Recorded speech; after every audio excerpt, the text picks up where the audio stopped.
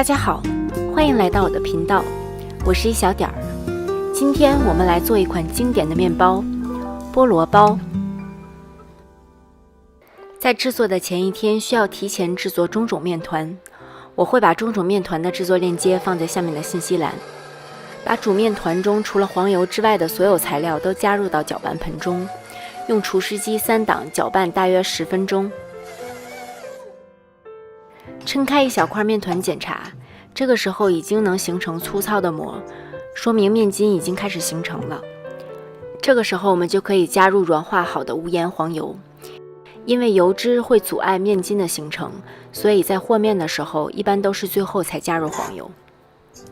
用勺子将黄油抹开，帮助它快速的吸收，然后继续用厨师机3档搅拌15到20分钟。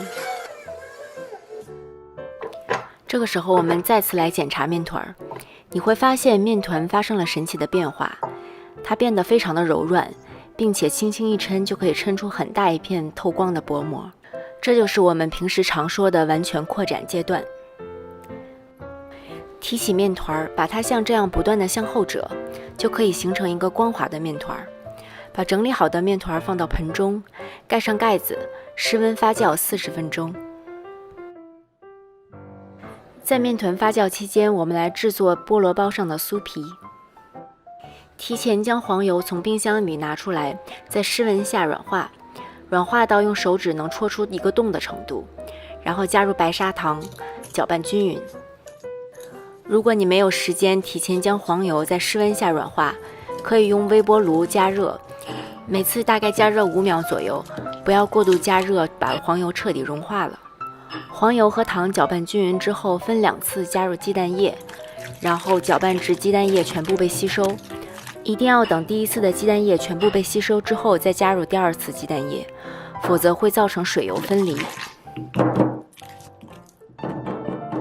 搅拌均匀之后，筛入低筋面粉，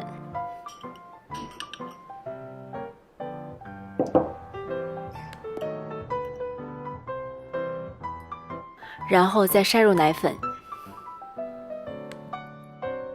用刮刀把所有材料搅拌均匀，可以采用这种碾压的方式，帮助面粉快速被吸收。当面粉全部被吸收之后，可以用手稍微揉搓一下，把它揉成一个小团儿，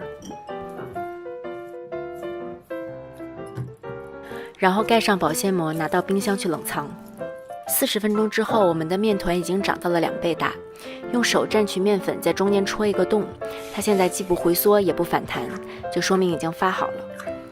将面团转移到撒了手粉的案板上，用手按压面团进行排气。排气是为了去除面团中的大气泡，让气泡重新均匀的分布，使最终的成品更加的细腻。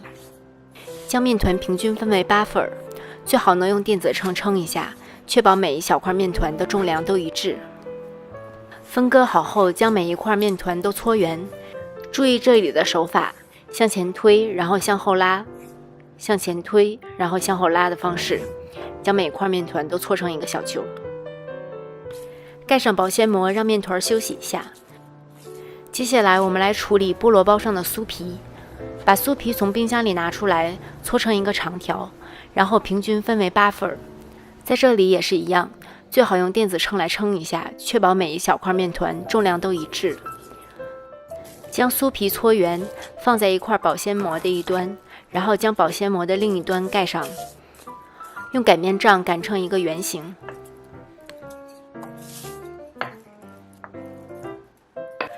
擀到大概能够覆盖一个面包的表面大小就可以了。取一个已经醒好的面团，继续将它滚圆。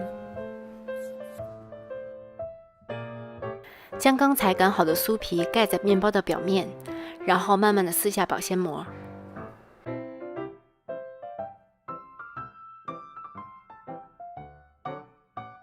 小心的将酥皮包在面团上。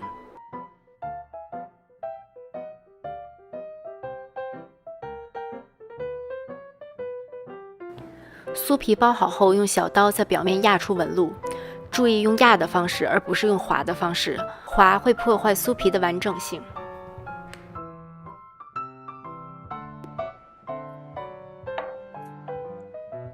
将整形好的菠萝包排列在不粘的烤盘上，注意面包与面包之间要留一定的距离。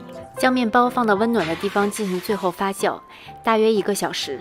可以放在烤箱里，然后把烤箱灯打开，创造一个温暖的环境。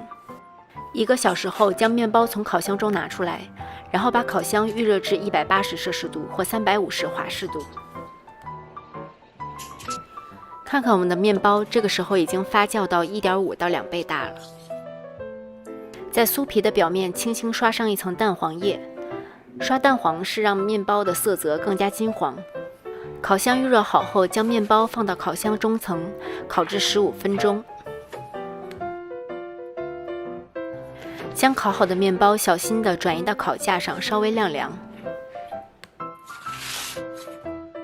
趁热掰开一个，先尝一尝。面包非常松软，表面的酥皮酥脆香甜。也可以趁热将面包横向切开，放入一片冰的黄油，做成冰火菠萝油。菠萝包趁着温热吃是最好吃的。如果一次吃不完，可以等晾凉之后放入保鲜袋，然后放入冰箱里冷冻保存。下次吃之前，提前从冰箱里拿出来自然解冻，然后用烤箱180摄氏度烤5分钟，就又可以吃到酥脆的菠萝包了。谢谢大家的收看。如果你喜欢这个视频，请不要忘记帮我点赞并订阅我的频道。我是一小点儿，我们下期再见。